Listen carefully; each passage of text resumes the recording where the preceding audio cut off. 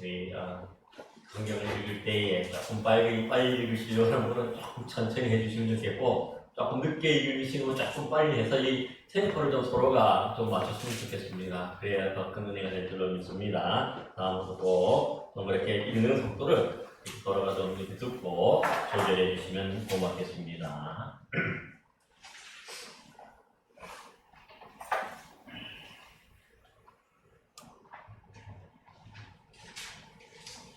우리가 지난 시간에는 내 백성을 보내라 하시는 그 하나님의 말씀을 거부하는 이런 완강한 애굽의 왕 바로에게 두 번째 내리셨던 그 개구리 재앙에 대해서 살펴보았습니다. 이 나일강과 이 물과 물대망 주변에 서식하는 이 개구리들이 이제 거기서 다 올라와서 왕궁과 침실과 침상과 그 백성들의 화덕과 떡반죽 그릇에 들어가는데 온 애굽 땅을 이 개구리들이 뒤덮게 되는 거죠. 그러자 애굽의 바로 왕은 이 하나님을 대신하였던 이 모세와 아론을 불러서 여호와께 구하여 나와 내 백성에게 개구리를 떠나가게 하라. 내가 이 백성을 보내리니 그들이 여호와께 제사를 드릴 것이니라 약속하였습니다. 그러자 이때 모세는 바로에게 이 개구리를 왕과 왕궁에서 끊어 나일강에만 있도록 언제 간구하는 것이 좋을지 내게 분부하소서 그렇게 하였습니다. 그러니까 분명한 것은 애굽 왕 바로에게 지금 당장에 개구리 재앙을 끊을 수 있는 그러한 기회가 주어지는 것입니다. 그럼에도 불구하고 애굽 왕 바로는 어떻게 대답합니까? 내일이니라 하면서 그 하루를 더 연기하고 미루게 되죠.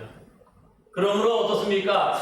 당장에 이 개구리 재앙이 없어질 수 있는 그러한 기회를 놓치고 하루 동안에 더 많은 사람들과 더 많은 고통을 당하게 됐던 것을 볼 수가 있습니다. 하지만 이런 그 개구리 재앙 이후에 정말 모세가 하나님께 기도하자 그 개구리들이 다 하나도 남지 않고 다 없어지게 되죠.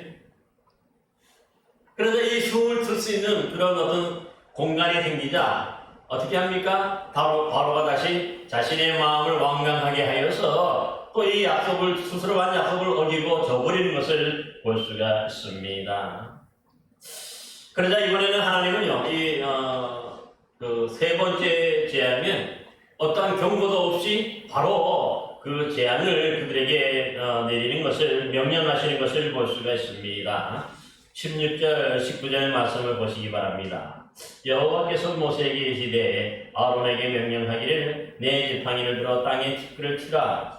그것이 애굽 온 땅에서 이가 되리라. 그들이 그대로 행할세 아론의 지팡이를 잡고 손을 들어 땅에 티끌을 치매 애굽 온 땅에 티끌이 다 이가 되어서 사람과 가축에게 오르니 요술사들도 자기 요술로 그와 같이 행하여 이를 생기게 하려 하였으나 못하였고 이가 사람과 가축에게 생긴지라 요술사가 바로에게 말하되 이는 하나님의 권능이니이다 하였으나 바로의 마음이 완악하게 되어 그들의 말을 듣지 아니하였으니 여호와의 말씀과 같았다고 하였습니다. 그러니까 여기서 땅의 티끌이 다 이가 되는 이러한 재앙에서 이 이라고 하는 것은요 우리가 생각하는 그런 일은 아니라고 생각해요. 그 당시에 있던 문화나 이런 걸 보면은 일종의 하나의 해충은 분명한 아주 작은 그런 어떤 해충이 분명한데 그것이 뭔지는 알지는 못하는 거죠. 따라서 이 작은 어떤 것들이 사람을 참 괴롭게 하고 이 가축들을 아주 괴롭게 하는 그러한 해충인 것을 볼 수가 있습니다. 그래서 이 애굽에는 이 흔히 말하는 이 세 번째 재앙 이 재앙에 있어서 이에 해당하는 그러한 신은 없어요. 다른 신은 다 있는데 그래서 대신에 뭐냐면은 애굽에 있는 신이 뭐냐면 이 땅 흙에 관한 그러한 신이 있었어요.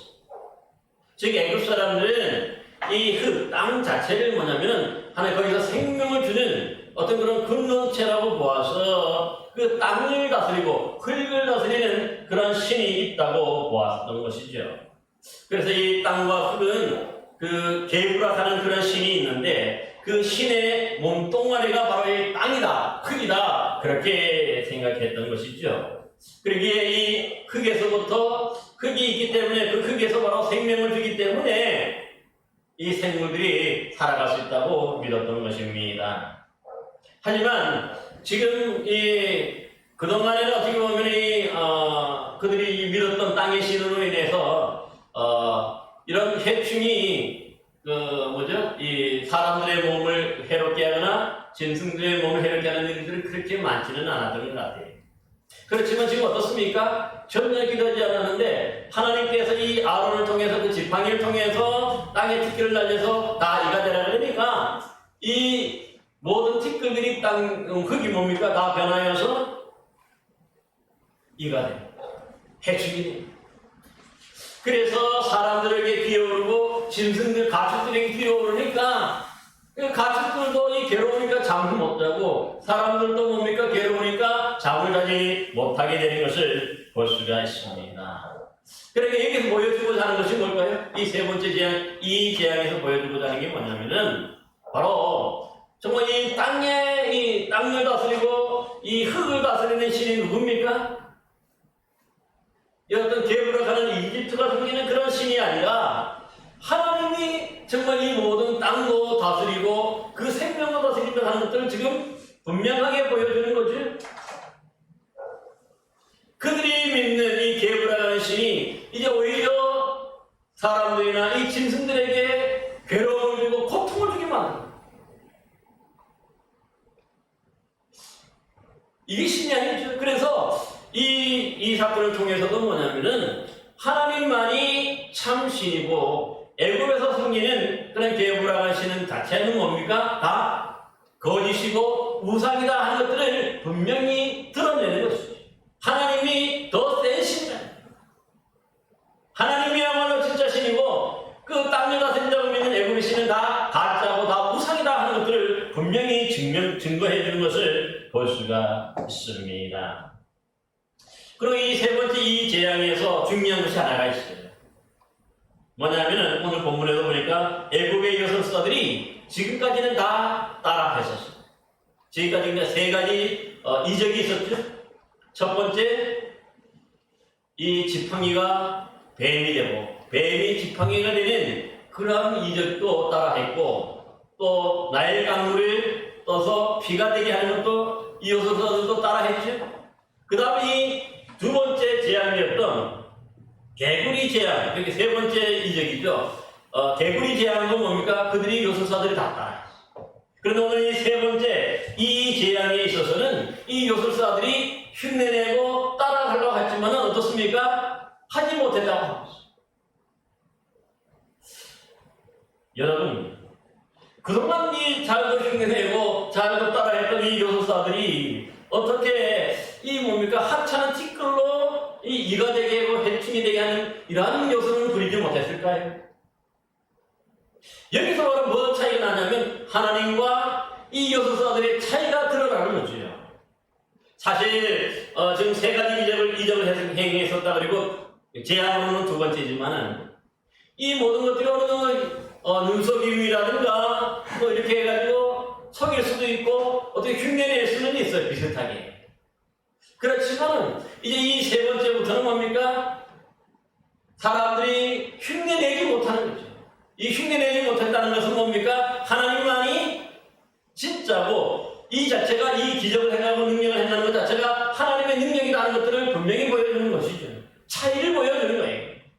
그러니까 인간이 어느 정도 하나님을 흉내낼 수도 있고 하나님처럼 행세를 할 수 있지만은 때가 되면 어느 정도 순간이 되니까 스스로가 그 한계를 알게 되고 한계를 느끼게 되는 거죠. 내가 아무리 흉내를 내고 아무리 내가 그런 척해도 결코 흉내낼 수 없는 분이 누굽니까?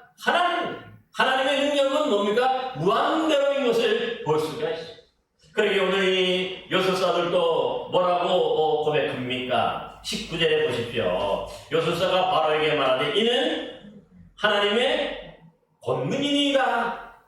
누구 입에서 지금 이걸 고백하고 있는 거예요? 애국의 요술사들이 입에서 이런 고백을 하는 거예요. 엄청난 고백 아닙니까? 그들에게 하나님이 누군지를 가르쳐준 적이 없어요.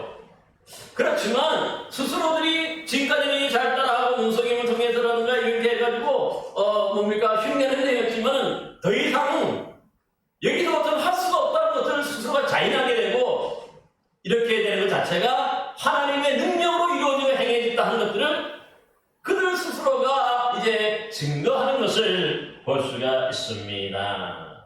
그러므로 오늘 우리가 중요한 것은 뭐냐면은 사실은 이 하나님의 진짜 능력은 때가 되니까 어떻게 됩니까? 가짜를 다 구별하게 만들어요. 아무리 우리가 모방하고 아무리 뭡니까 모조품을 잘 만든다 그래도 결국은 뭡니까 때가 되니까 진짜와 가짜가 구별되는 때가 있더라는 거죠. 이걸 우리가 알아야 돼요.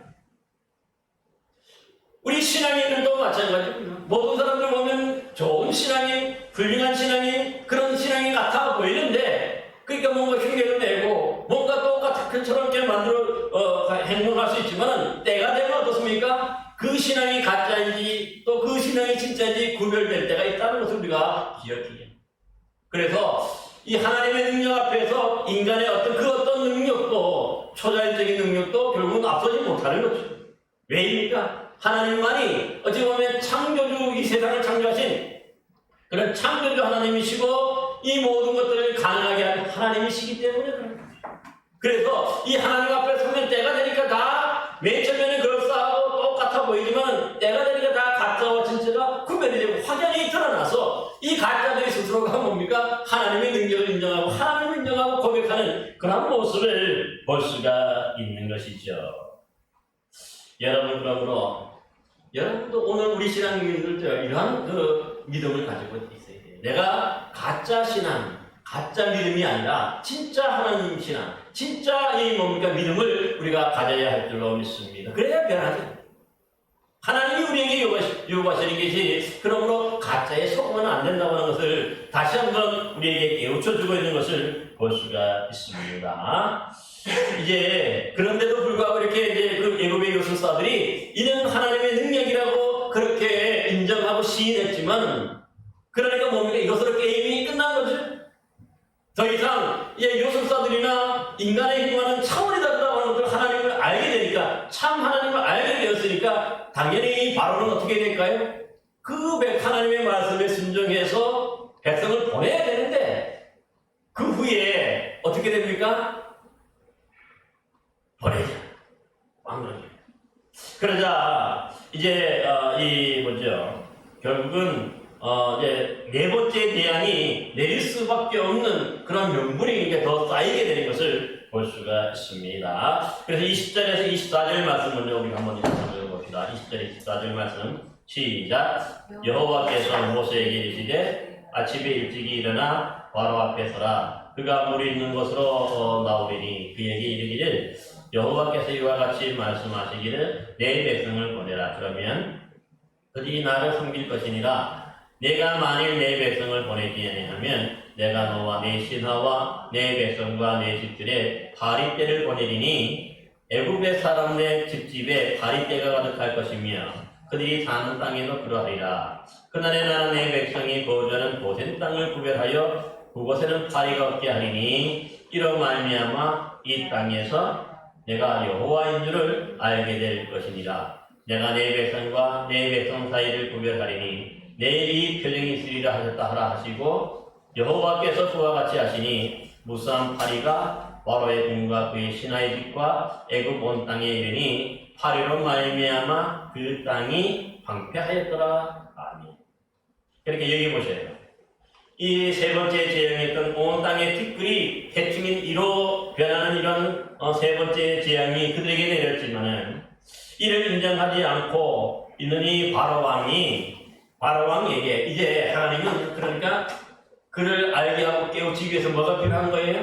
또 다른 그런 네 번째 이제 재앙이 내려야 것을 볼 수가 있습니다. 그래서 이 네 번째 재앙은 오늘 본문에 어떤 재앙입니까? 파리떼의 재앙. 파리 한 마리가 아니라 파리떼의 재앙.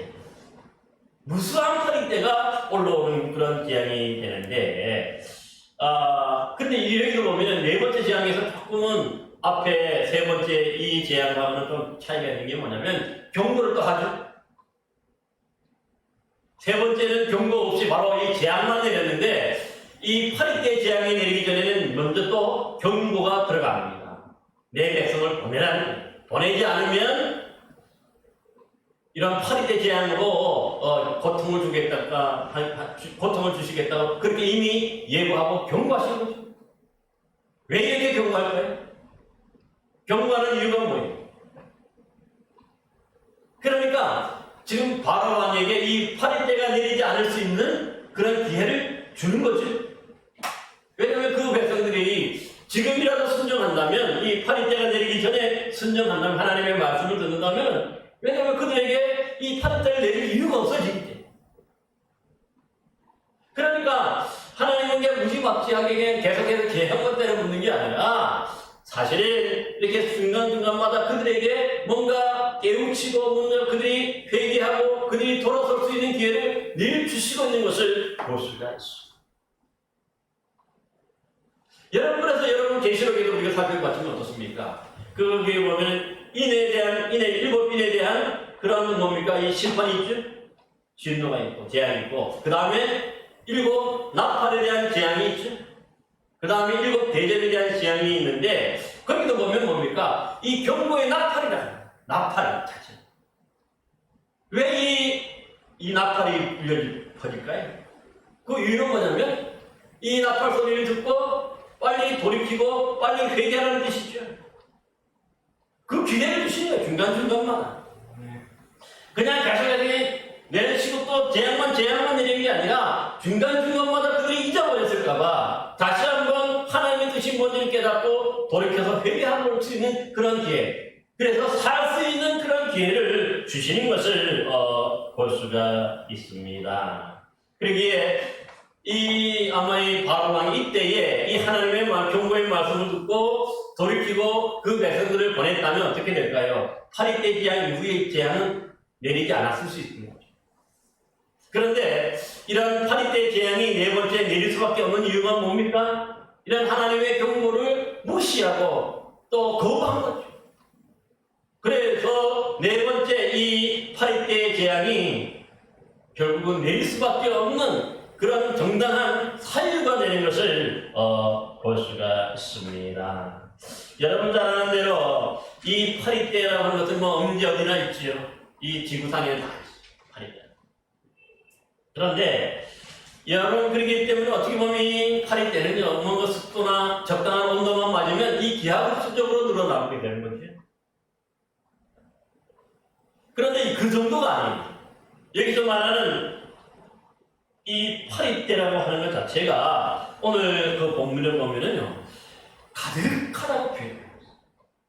한두 마리가 아니라 집안에 온통이 뭡니까? 벌떼가, 여러분도 벌통 주변에 가면 버글거리듯이 여러분 집안이나 온 이 마을이나 온 사방에 이 파리떼들로 바글거린다면 여러분도 한번 생각해 보세요. 그 자체가 재앙이잖아요. 여러분 말하다가도 어떻습니까? 파리가 내 입속에 들어가서 버적버적 시키기도 하겠죠. 더러워. 뿐만 아니라 밥을 먹다가도 어떻게 되겠어요? 이 너무나도 많으니까 이 밥을 먹는데 밥만 들어가는 게 아니라 나는 분명히 파리를 쫓고 또 쫓았는데도 불구하고 나도 모르는 사이에 이 밥에 섞여서 파리떼가 입에 들어가게 되는 거고, 또 밤에 좀 저녁이라도 누워서 좀 쉬려고 하면 어떻습니까? 파리떼가 윙윙거리죠. 그러면 그리고 여기 앉아가지고 간질거리죠. 간질을 피죠. 그러니까 잠을 자지 못하고 쉬지도 못하고. 그러니까 여러분도 아마 한두 마리 파리가 있어가지고 계속해서 쫓아도 와가지고 앉아가지고 윙윙거리고 그러면 그것 때문에 짜증나가지고 그러는데, 여러분 온통이 파리떼로 극슬거리고 그런다 생각해 보세요. 그것 자체로 큰 재앙, 어마어마한 재앙이 되는 거죠.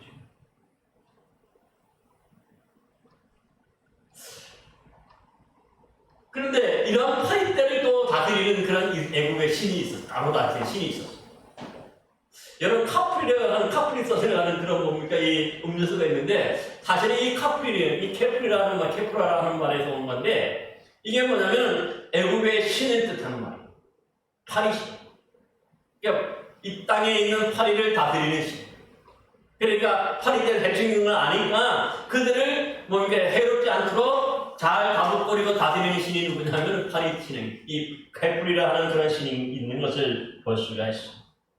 그런데 지금 그 뭡니까 이 케프리 신도 이제 제어하지 못하고 통제하지 못하고 다스리지 못해.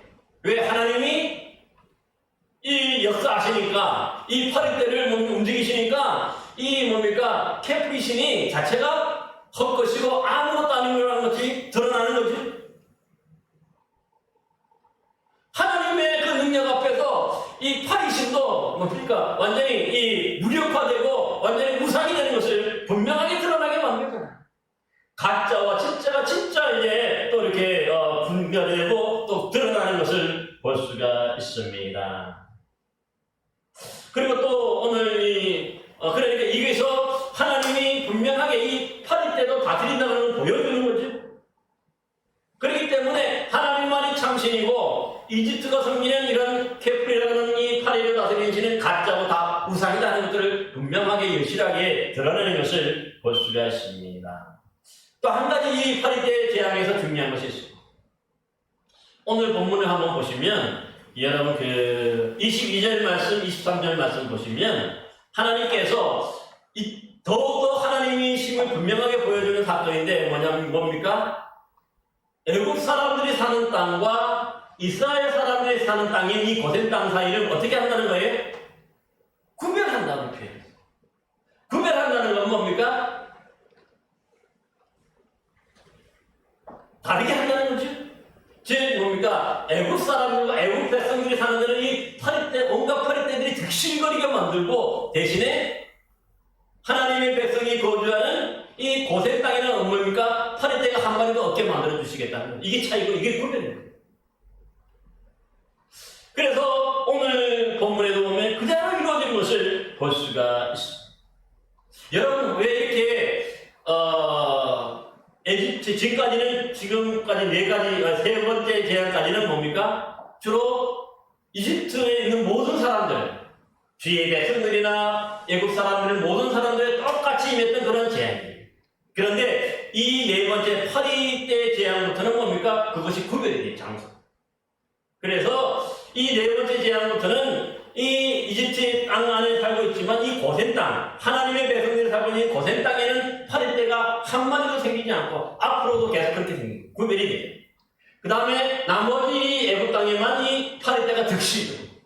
이걸 뭘 보여주기 위한 것일까요? 여러분 이 정도 돼야 진짜 파리를 다스리는 분이 누구예요? 하나님이시라는 것들이 보여지는 거고 증거되는 거지.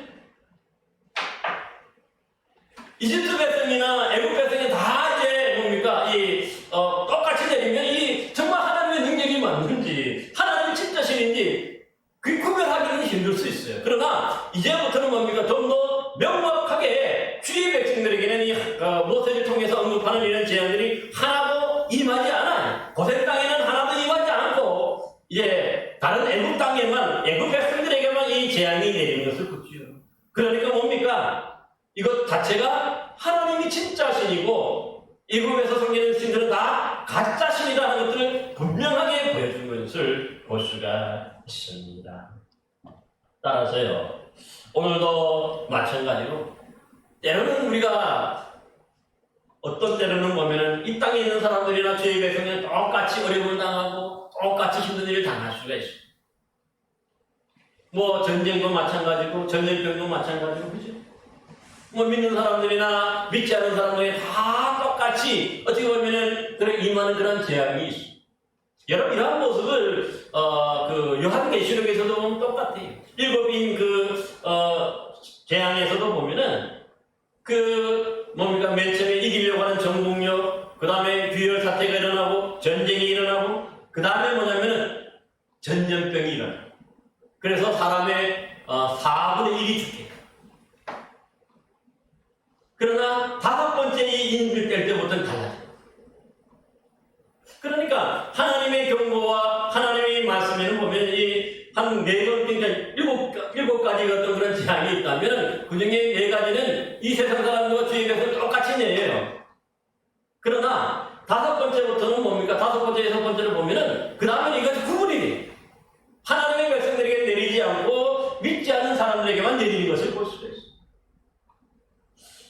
그래야 뭡니까? 진짜 하나님이신 것이 보여지고 드러나게 되는 거지. 그리고 오늘날도 우리가 이러한 부분을 우리가 분명히 기억해야 돼요. 그래서 이러한 일들이 벌어질 때마다 우리는 뭡니까? 하나님이 정말로 살아계시고 진짜 신이고 우리가 믿고 따라야 되는 그런 순종해야 될 분이 누구냐? 하나님밖에 없다는 것을 우리가 다시 한번 기억하고 믿음으로 살아가는 저와 여러분이 할 줄로 믿습니다. 그래서 결국은 무수한 파리 때가 이 하나님의 경고를 무시하고 또 주의 백성을 보내지 않은 애굽에 네 번째로 내리게 되어서 그 말씀들이 그대로 이루어지죠.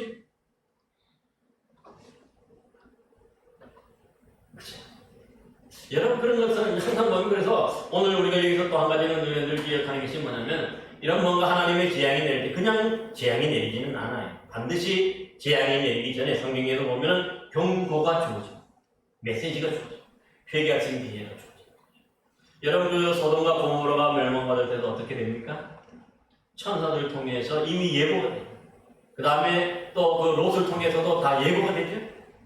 그런데 그 하나님의 천사들이 전하는 그 메시지를 어떻게 합니까? 이 소돔과 고모라 사람들이 농담으로 알고 우습게. 그래서 롯 외에는, 롯의 가족 외에는 다 멸망받을, 유황불로 멸망받을 수밖에 없었던 것을 볼 수가 있습니다. 마지막 시기도 똑같아요. 그러므로 우리가 시간이 될 때, 정말 이런 하나님의 경고의 말씀을 듣고 이 다른 재앙이 내리기 직전이라도 회개하고 돌이킨다면 하나님은 용서해 주시고 그 재앙을 내리지 않고 우리가 피해갈 수 있도록 도우시고 또 우리를 구원해 주시는 분이심을 분명히 기억하고 하나님께만 순종하여서 그 구원받는 복이 된 여러분 되시기를 간절히 바랍니다. 이제 본문 25절, 28절 말씀을 함께 같이 읽겠습니다. 25절에서 28절 말씀입니다. 시작. 바로가 모세와 아론을 불러 이르되 너희는 가서 이 땅에서 너희 하나님께 제사를 드리라. 모세가 이르되 그리함은 부당하니이다. 우리가 우리 하나님 여호와께 제사를 드리는 것은 애굽 사람이 싫어하는 바인즉 우리가 만일 애굽 사람의 목전에서 제사를 드리면 그들이 그것을 미워하여 우리를 돌로 치지 아니하리이까. 우리가 사흘쯤 광야로 들어가서 우리 하나님 여호와께 제사를 드리되 우리에게 명령하시는 대로 하려 하나이다. 바로가 이르되 내가 너희를 보내리니 너희가 너희 하나님 여호와께 광야에서 제사를 드릴 것이나 너무 멀리 가지는 말라. 그런즉 너희는 나를 위하여 간구하라. 아멘. 이게 중요한 말씀이죠. 그러니까 이 파리떼를 가득해가지고 이렇게 온갖 뭔가 고통을 당하니까 이 바로는 이 문제를 해결하려면 어떻게 해야 됩니까? 요술사들을 불러야 됩니까? 누구를 불러야 됩니까? 결국은 이 모세와 아론을 부를 수밖에 없는 거죠. 먼저 부르는 거죠. 그래서 이 땅에서 파리떼 재앙이 물러가도록 기도해달라고 부탁하는 것을 볼 수가 있어요. 그러면서 뭐라고 얘기합니까? 너희는 가서 하나님 이 땅에서 너희 하나님께 제사를 드리라. 그렇게 약속하는데요. 뭔가 허락하는 것 같은데 어떻습니까? 이게 완전한 허락입니까? 원래 모세와 아론을 통해서 전해졌던 그 말씀이 아니 원래 이 모세와 아론을 통해서 바로 왕에게 전해진 메시지는 뭡니까? 사흘쯤 광야에 와서 하나님께 예배드리게 해달라, 제사를 드리게 해달라는 것이죠. 그런데 여기는 지금 바로는 약속을 하되 어떻게 약속합니까? 자세히 보셔야 돼요. 예? 너희는 이 땅에서 너희 하나님께 예배를 드리라는 거죠. 애굽 땅 안에서 드리라는 거예요. 사흘쯤이 간다는 것은 거기서 약간 시내산까지 가는 거리를 말합니다. 당시에. 그러니까 애굽 땅을 벗어나는 의미인데 그래서 이제 거기서 하나님께 제사하고 예배하라는 뜻인데 지금 이 바로는 어떻게 합니까? 멀리 가지 말고 이 애굽 땅 안에서 하라는 거죠. 뭔가 분명히 허락하는 것 같고 뭔가 약속하는 것 같은데 뭘 바꾸고 있어요? 지금 하나님의 말씀을 교묘히 바꾸고 있어요. 이 사탄입니다. 여러분 그래서 보세요. 우리 첫사랑 아담 하와가 그 선악을 알게 하는 나무의 열매를 따먹을 때도 어떻게 합니까? 거의 똑같은 말씀인데 이 뭡니까? 하나님이 정령 뭡니까? 죽는다고 말씀하셨느냐? 그렇게 얘기하지. 그러면서 먹는 날에 따먹으면 죽지 않고 너희 눈이 다른 것 같이 될 것이라고 그렇게 거짓말을 확 뒤집어쓰는 거예요. 거기에 혹해가지고 따먹게 되는 것도 아닙니다. 그러니까 이 하나님의 말씀을 이 사단은 항상 뭡니까? 그럴싸하게 바꾸는 거예요. 사실도 담고 한 사실이 한 7, 80% 된다면 가장 핵심이 되는 그 아주 핵심적인 몇 마디만 단어 몇 가지만 탁 바꿔가지고는 어떻게 합니까? 진짜 그렇게 하는 것처럼 이렇게 뭡니까? 거짓말하도록 하는 것을 볼 수가 있습니다. 그렇기 때문에 오늘 본문에 보면 이렇듯 뭔가 하나님의 백성을 보내는 것 같은데 하나님의 뜻이 아니죠. 하나님의 뜻과는 완전히 뭔가 100%가 아니라 여기 한 50% 정도는 다른 거지. 이 땅 안에서 하라고 하나님이 결국 그렇게 말씀 안 합니다. 이런 뭡니까? 이 간교한 이런 뭡니까? 말에 모세는 어떻게 얘기하죠? 오늘 본문 보셔요. 오늘 본문에 보면 26절에 단호하게 얘기하죠. 그리하면 부당하다. 그렇게 할 수 없다고 얘기하죠. 아주 단칼했다는 거예요. 왜 그렇게 할까요? 이 모세는 하나님의 뜻과 하나님의 말씀을 잘 알고 있기 때문에 이미 하나님이 지금 뭡니까? 이런 제안을 내리는 이유가 뭐죠? 이스라엘 백성들이 노예 생활하는 애굽에서 인도하여 내서 구원해 내서 가나안 땅으로 데려가시기 위함이잖아요. 그러니 그 땅 안에서 뭔가 제사하고 그 땅 안에서 신앙생활을 하기 위해서 지금 이런 제안을 내리시는 게 아니거든. 그러니까 이 모세는 이런 하나님의 뜻을 잘 알고 있기 때문에 단호하게 거절합니다. 그리하면 부당하다고 분명하게 말씀하는 거죠. 그러면서 여기서 모세는 한 가지 더 이 핑계를 내는데 우리가 이 땅에서 만약에 제사를 여호와께 제사를 드린다면은 이 이집트 사람들이 싫어할 거라. 돌로 칠 수 있다. 왜 그럴까 하냐면은 그들이 뭐냐니까 지금까지 뭡니까? 이 하나님이 이스라엘 애굽에게 어떤 재앙을 내렸습니까? 적어도 4가지 재앙을 내렸잖아요. 먼저 나일강이 피가 돼서 물을 먹지 못하는 고통을 겪었죠. 일주일 이상. 또 두 번째로 뭡니까? 개구리떼 때문에 엄청난 고통을 당했고요. 세 번째 재앙인 이 해충인 이 때문에 엄청난 고통을 당했고 이제 이 파리떼 때문에도 이 엄청난 고통을 당했어요. 그러니까 만약에 그 땅에서 그들이 만약에 제사한다 그런다 그러면 어떻게 하겠습니까? 그러니까 이 이집트 백성들은 당연히 이스라엘 백성들을 공격할 수밖에 없는 거죠. 그래서 이 핑계를 더 해서 우리는 이 땅에서 하나님께 제사할 수 없고 하나님의 말씀 원래의 약속대로 광야로 사흘쯤 가서 하나님께 제사하고 예배하고 그렇게 해야 된다고 그 원래 하나님의 말씀의 메시지를 그대로 다시 한번 전하는 것을 볼 수가 있습니다. 그러니까 여기는 뭡니까? 모세는 타협할 수 있고 양보할 수 있는 것이 아니죠. 하나님께 제사하게 된다고 해가지고 그저 좋다고 이렇게 타협하고 양보하지 않습니다. 단호하게 그리하면 부당하다고 거절하고 하나님의 온전한 뜻을 그에게 다시 전하는 것을 볼 수가 있습니다. 그러면서 여기 보면 또 어떤 얘기를 하냐면 중요한 것 한 가지가 있는데 이 바오로가 여기는 좀 변한 것이 있습니다. 이 세 번째보다도 변한 것이 하나 있는데 어떤 것이 변했을까요? 여기 보세요. 본문에 보면은 너희는 나를 위하여 어떻게 하라 그럽니까? 간구하라. 28절 말씀 한번 보세요. 너무 멀리 가지는 말라 그런즉 너희는 나를 위하여 간구하라. 기도해달라고 얘기해요. 이게 어마어마한 변화예요. 왜냐하면 처음에는 아예 이 하나님과 이 바로는 자신을 동등하게 생각했어요. 자신도 신이라고 생각하거든요. 그래가지고 콧방귀도 안 끼고 오히려 더 큰 무거운 중노동을 이 주의 백성 이스라엘 백성들이 더 집어 씌웠죠. 더 고통스럽게 만들었던 사람이. 그래서 모세와 아론이 또 이런 이적을 행하고 하니까 어떻습니까? 자신의 여조사들을 불러가지고 똑같이 또 따라하게 만드는 거지. 쥐가 죽지 않았었어요. 그런데 지난 시간부터는 이 개구리 때부터는 변하기 시작했어요. 그런데 여기 보니까 나를 위해 기도해달라는 뜻은 뭡니까? 스스로가 하나님보다 하는 거예요? 하나님보다 이제는 뭡니까?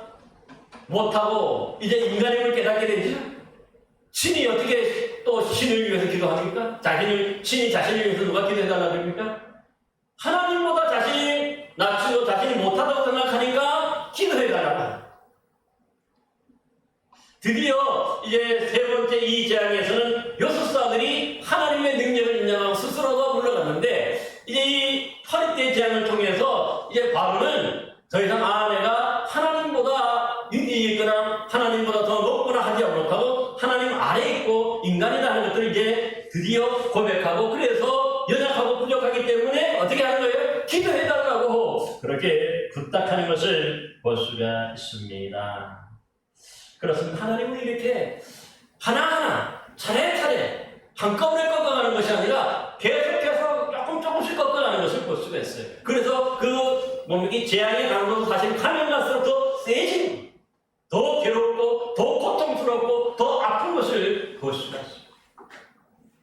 그러기에 여러분, 이제 그래가지고 오늘 본문에 보니까 이제는 멀리 가지 말고 나를 위해서 기도하라 그러면서도 그러나 아직까지 완전히 항복한 것은 아닌 것을 볼 수가 있습니다. 이제 29절에서 32절 말씀을 같이 한번 읽어봅니다. 29절에서 마지막 절까지 시작. 모세가 이르되 내가 왕을 떠나가서 여호와께 간구하리니 내일이면 파리떼가 바로의 신하와 바로의 백성을 떠나려니와 바로는 이 백성을 보내어 여호와께 제사를 드리는 일에 다시 거짓을 행하지 마소서 하고, 모세가 바로를 떠나 나와서 여호와께 간구하리니 여호와께서 모세의 말대로 하시니 그 파리떼가 바로와 그의 신하와 그의 백성에게서 떠나니 하나도 남지 아니하였더라. 그러나 바로가 이때에도 그의 마음을 완강하게 하여 그 백성을 보내지 아니하였더라. 아멘. 맞춰주시면 참 좋습니다. 감사합니다. 따라주세요. 그러니까 드디어 자신이 이 교만을 꺾고 이제 하나님께 자신을 낮추면 자신을 위해 기도해달라고 그렇게 간청을 하게 되는데, 드디어 이제 모세가 바로에게 마지막으로 또 한번 그냥 기도하기 전에 또 뭡니까? 그냥 기도해주는 것이 아니라 이건 어떻게 합니까? 경고를 한 번 더 날려요. 어떤 경고를 날리고 있습니까? 29절에 보니까 지금은 내가 하나님께 기도하며 파리떼는 떠나려니와 어떻게 하라는 거예요? 바로는 이 백성을 보내어 여호와께 제사를 드리는 일에 다시 뭐하지 마소서 합니까? 거짓을 행하지 마. 이 사실은 이 개구리 재앙 이후에 또 보내겠다고 약속을 했었어요. 여기 한번 앞으로 넘겨보세요. 8장에 보세요. 8장 8절에도 보면은 여호와께 구하여 나와 내 백성에게서 개구리를 떠나게 하라. 내가 이 백성을 보내리니 그들이 여호와께 제사를 드릴 것이니라. 이미 한번 약속해놓고도 듣지 않은 거죠. 거짓말. 그래서 또 이번에도 또 앞에서 우리가 여기 보다시피 백성들 보낸다고 약속을 분명히 했죠. 멀리 가지는 말라고 이렇게 당부할 정도로 보내기는 보내는데 어떻습니까? 이 말을 듣고 또 모세는 어떻게 하면 그냥 기도만 해준 게 아니라 여기에 경고를 덧붙이는 거죠. 거짓말 하지 마. 이제 이 약속을 지켜야 된다고 그렇게 강력하게 이 경고를 날리는 것을 볼 수가 있습니다. 그러니까 지금 보면 이건 오늘도 마찬가지지만 이렇게 경고를 날렸음에도 불구하고 이 모세가 그래서 그 경고를 날리고 난 다음에 파리떼가 없어져서 기도하니까 한 마리도 남지 않았다는 거죠. 승단에 사라졌어요. 그러니까 어떻게 하면 또 마음이, 오늘 본문을 보세요. 마지막 왕 그때에도 바로의 마음을 완강하게 하셔 그 백성을 보내지 않는, 또 약속을 어기는 거죠. 경고했으면 거짓말 하지 말라고 그렇게 경고했음에도 불구하고 또 하는 거예요. 그러니까 이것 자체가 다섯 번째 재앙이, 다음 시간에 살펴볼 다섯 번째 재앙이 내릴 수밖에 없는 이유가 돼요. 약속해놓고 지키지 않고 또 약속해놓고 지키지 않으니까, 약속 지키지 않는 사람들에게 약속을 지키게 하기 위해서는 어떻게 해야 됩니까? 결국 더 강한 그런 재앙이 내리게 할 수밖에 없는 것입니다. 그러니까 오늘 여기 보면 이 바울은 그래요. 항상 보면 뭔가 이 지금 두 번씩이나 이미 뭐예요? 약속을 해놓고도 그 위기, 순간의 위기만 넘어가면 조금만 숨통이 트이면 어떻습니까? 또 그 약속을 쉽게 손바닥 뒤집어. 이게 우리의 모습 아닙니까? 뭔가 조금만 우리가 이 뭡니까? 좀 이게 뭐죠? 우리 형편이 좀 나아지고 피면 내가 언제 어려움을 당했고 언제 어떻게 하나님께 기도했습니까? 다 까맣게 잊어버리는 것을 볼 수가 있죠. 그런 모습을 바로 이 바로의 모습을 그대로 보여줍니다. 그래서 우리가 뭡니까? 한 번 두 번 해가지고 들으면 좋은데 근데 미련하게도 이런 좀 하지 말라고 경고를 받고 또 받아서 계속해서 또 이렇게 뭡니까? 속이고 또 거짓말하고 또 넘어지는 거예요. 그러니까 결국은 뭡니까? 하나님은 또 몇 번의 경고를 더 날리고 그것을 지키기 위해서 또 재앙도 더 내. 결국은 뭡니까? 마지막 최악의 재앙이 뭡니까? 죽음의 재앙이 내릴 수밖에 없어요. 그래서야 이제 이스라엘 백성들을 보내게 되는 그런 바로의 모습을 볼 수가 있습니다. 그래서 우리는 이 네 번째 파리떼의 재앙을 통해서 배울 수 있는 것은 이 거짓된 속임수에 임기응변적으로 순간의 위기를 넘어갈 수는 있지만 그럼에도 불구하고 진짜와 가짜가 분명히 가려질 때가 있다는 걸 우리가 기억해요. 하나님이 진짜 신이고 나머지는 다 뭡니까? 가짜고 나머지는 다 항상이라는 것들이 가려지고 우리의 신앙도 마찬가지로 주님 앞에 섰을 때 가짜와 진짜가 완전히 드러나서 정말 그 자리에 섰을 때에 천국자체에 들어가는 사람과 이 지옥불에 들어가는 사람이 분명하게 구별이 되는 것을 우리가 기억해요. 그러므로 임기응변적으로 이런 위기를 넘어가려고만 하는 게 말고 근본적으로 회개하고 근본적으로 하나님 앞에 바르게 믿음으로 살아가는 저와 여러분들이 되어야 할 줄로 믿습니다. 그래야 여러분들에게 더 큰 어려움이나 더 큰 재앙을 당하지 않고 오히려 그렇게 돌아오는 그 순간부터 여러분들의 은혜가 되고 여러분들에게 복이 임하게 될 줄로 믿습니다. 여러분 모두 이렇듯 하나님의 말씀대로 하루속히 순종하시고 하나님이 저와 여러분들에게 주신 그 은혜와 복을 누리시는 복된 성도들 되시기를 바랍니다. 기도하겠습니다. 은혜와 사랑이 풍성하시고 자비하신 아버지 하나님, 오늘 아버지 하나님의 이 재앙과 파리떼의 재앙을 통해서 우리가 또 귀한 신앙의 교훈을 받습니다. 정말 주님 오시는 그날까지 정말 우리의 믿음이 가짜 믿음이고 거짓 믿음이 아니라 진짜 믿음, 진짜 신앙인으로 우뚝서도 역사하여 주옵소서. 우리가 정말 하나님을 결코 속일 수 없고 하나님에게는 결코 우리가 눈속임할 수 없다는 것을 기억하면서 좀 더 주님 앞에서 늘 진실하고 정직하며 좀 더 순수한 믿음으로 살아가는 복된 성도들 되도록 역사하여 주옵소서. 그래서 주님 오시는 날 아멘 주 예수여 어서 오시옵소서 하고 맞이하여서 천국 들어가는 복된 영혼을 되도록 함께하여 주옵소서. 예수 그리스도의 이름으로 기도하옵나이다. 아멘.